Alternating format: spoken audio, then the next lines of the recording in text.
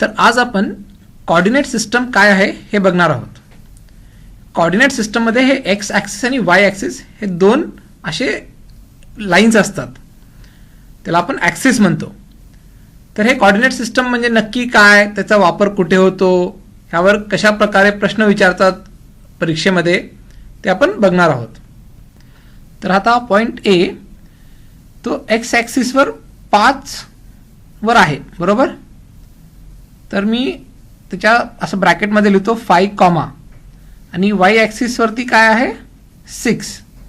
तर एचे कोऑर्डिनेट झाले 5,6.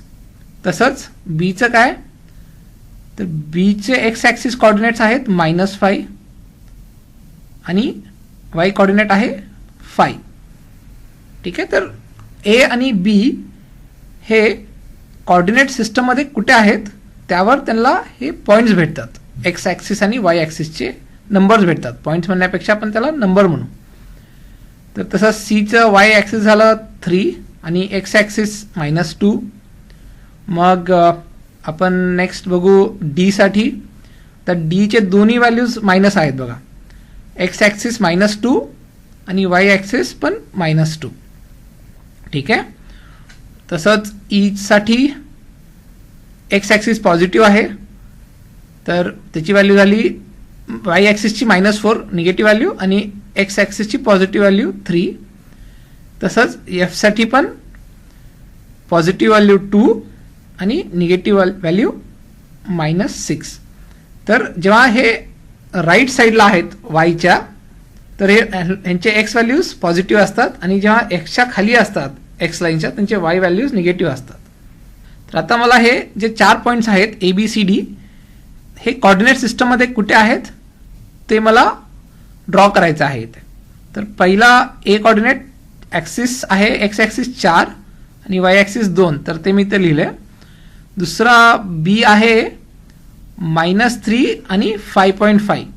तर एक्स ॲक्सिसवरती -3 ह्या लाईनवरती तो पॉईंट असेल आणि 5.5 म्हणजे 5 आणि 6च्या मध्ये कुठंतरी वाय ॲक्सिसवरती, बरोबर. तर हा झाला बी पॉईंट आपला.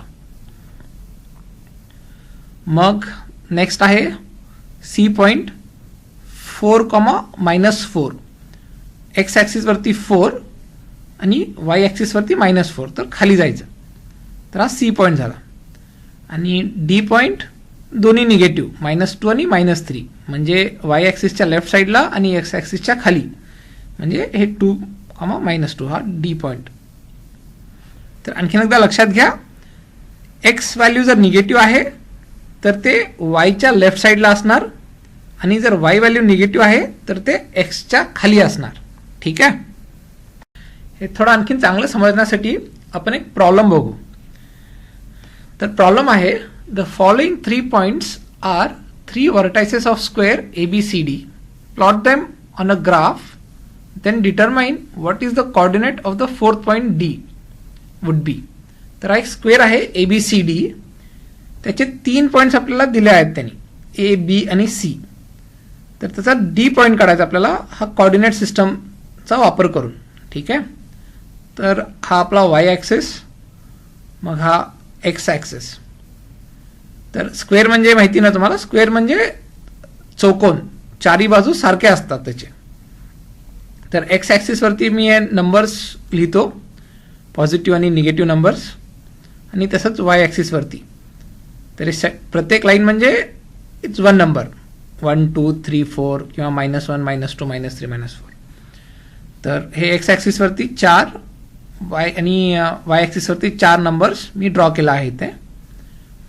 आता मला हे सगळे पॉईंट्स ABC हे पॉईंट्स तिन्ही पॉईंट्स कुठं आहेत ते ड्रॉ करायचं आहे. ठीक आहे. तर मी अगोदर ए पॉईंट ड्रॉ करणार आहे. तर ची व्हॅल्यू काय -4, -4. तर हा ए पॉईंट इथे आला.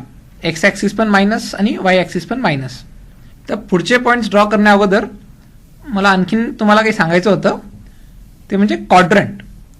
तर हे जे 4 डिव्हिजन्स आहेत 1, 2, 3, 4 ह्या 2 लाईन्सनी जे 4 डिव्हिजन्स केले आहेत ह्याच्यामध्ये सिस्टममध्ये, त्याला आपण क्वाड्रंट्स म्हणतो.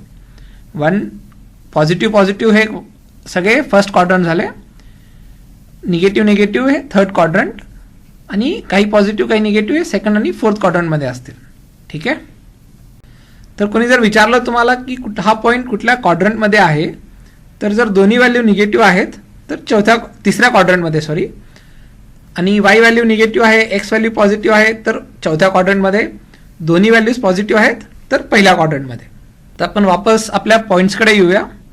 तर मला आता नेक्स्ट बी पॉईंट प्लॉट करायचा आहे. तर बी पॉईंटची व्हॅल्यू एक्स व्हॅल्यू पॉझिटिव्ह आहे आणि वाय व्हॅल्यू निगेटिव्ह, तर हा फोर्थ क्वाड्रंटमध्ये, बरोबर. तर 3,-4 बी आला. नेक्स्ट आहे सी. आपण अगोदर ही लाईन रे सोडू ए आणि बीला जोडणारी आणि मग सी पॉईंट प्लॉट करू आपण. सी पॉईंटची व्हॅल्यू काय आहे 3 आणि 3, दोन्ही व्हॅल्यू पॉझिटिव्ह, तर हा फर्स्ट क्वाड्रंटमध्ये आहे. ठीक आहे. तर ही व्हॅल्यू आली आपली सीची. आता हे चौकोन बनण्यासाठी सर्वात सोपं काय दिसतं तुम्हाला, बी आणि सी जोडा आणि डी पॉईंट घ्या कुठेतरी आणि ते ए आणि सी सोबत जोडा, तर मग हा चौकोन होईल, बरोबर. तर आता डी पॉईंटसाठी आपण एच्या वर ए आणि सीच्या लाईनवर असा पॉईंट जर सापडला आपल्याला जर, तर तो एक चौकोन बनेल. तर एच्या एक्झॅक्टली वरी म्हणजे त्याची एक्स व्हॅल्यू -4 आणि वायच्या हाईटला म्हणजे त्याची व्हॅल्यू 3, तर हा आपला डी पॉईंट झाला. आलं ना लक्षात.